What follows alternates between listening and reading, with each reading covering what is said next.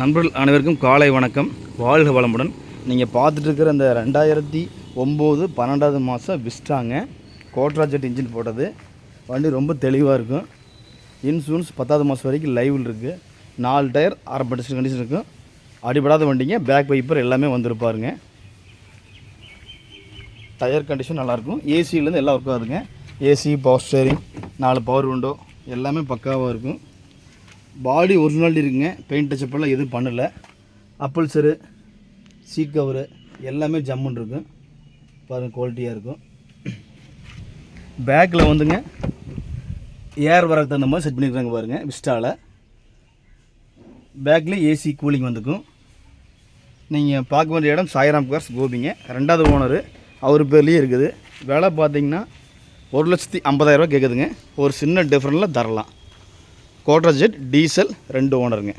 பார்க்க வேண்டிய இடம் சாய்ராம் கார்ஸ்.